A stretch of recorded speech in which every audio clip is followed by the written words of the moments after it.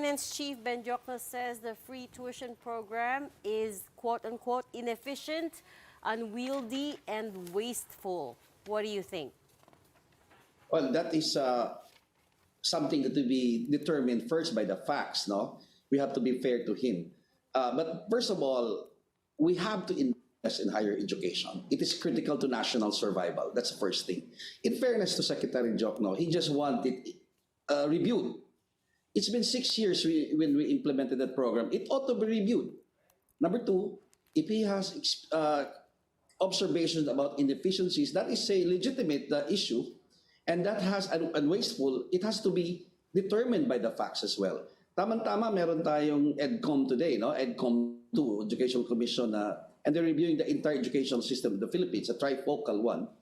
So this is a good time as any to look at all these things. But you see, what I see is we have to distinguish between equality and equity, no? I think that is the threshold issue here. All students, regardless of income or condition in life or capacity, gets free education. That is equality. But equity means all students who need it must be given priority. Ang question lang natin dito is that ang assumption of equality is pare-pareho lahat na can afford, no? But in a situation today, no, in a very specific context wherein there are billionaires and even millionaires in a school side by side with students who could hardly eat and drop out even because of hunger, or even gives to their family whatever allowances they get in the matter of support for their education, ibibigay pa sa pamilya, then definitely it is an issue of equity, no?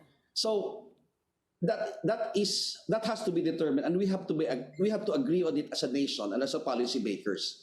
Ang tanong ko lang dito, is there unlimited education funds or funds throughout the bureaucracy to fund all national needs? Yes, there is.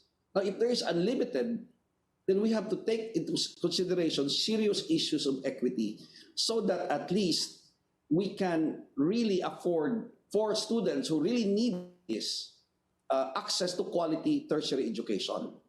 We have to be clear with our issues here. Wala naman sinabi si Secretary Jokno na against sa, I think, from what I heard on the red, wala naman sabing against free education. Hindi lang ako nag-agree doon yung kailangan pa ng qualifying exams. Alam nyo, years ago, meron tayong National College Entrance Examination, no? In-abolish natin yon. We have been there before.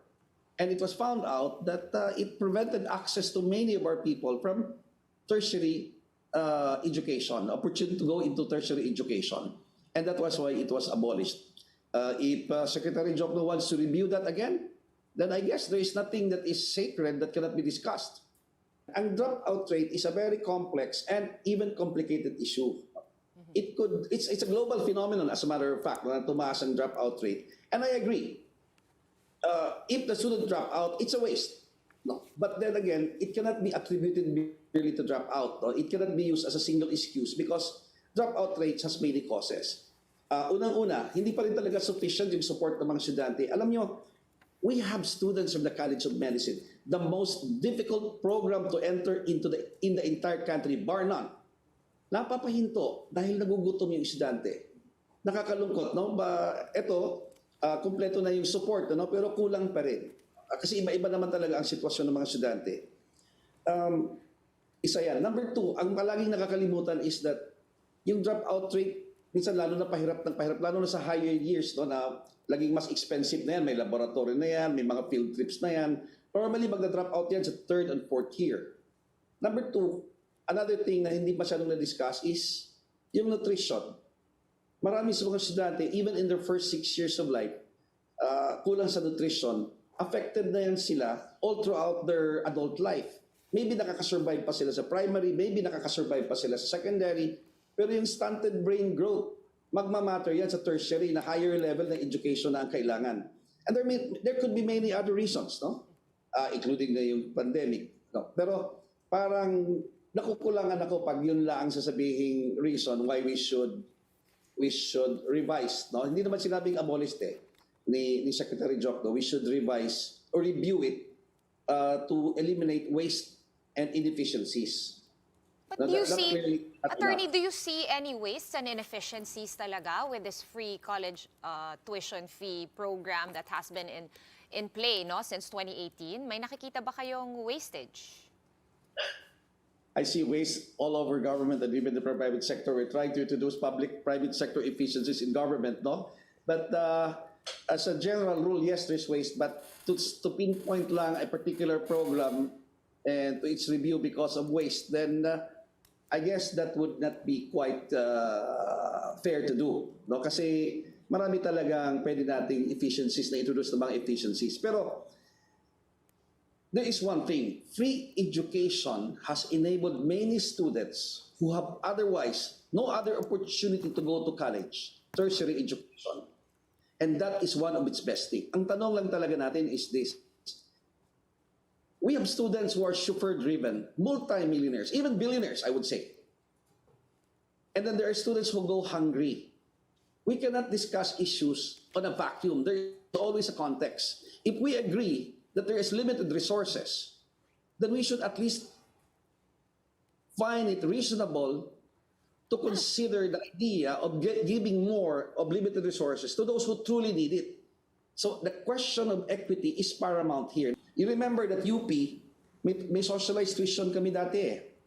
That's a very good concept. Kasi it solves the problem, addresses the problem of equity directly. Ang question lang namin doon is maybe the structure itself. No? Tingin namin mataasan pa nila ang minimum bago magkaroon ng full payment. No? But in UP in particular, even those paying full tuition are not really actually paying full tuition or the actual cost of education.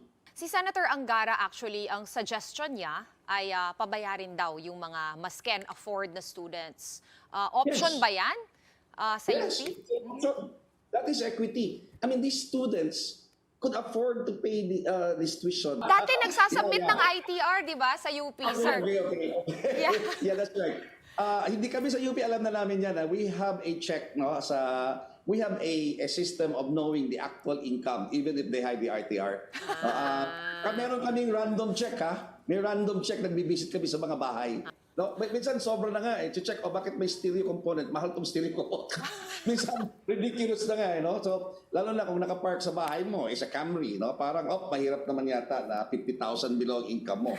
So, meron kaming random check. Determining actual capacity is not a serious problem. We can. We have the means, we have the capability, and we have the resources to do that. Ang question lang, I have to go back eh. This nation has to decide, given limited resources, for now, should we focus on absolute mechanical equality and in the process, deny other students who badly needed the support the opportunity to continue his college education? Or we should, or should we go for equity?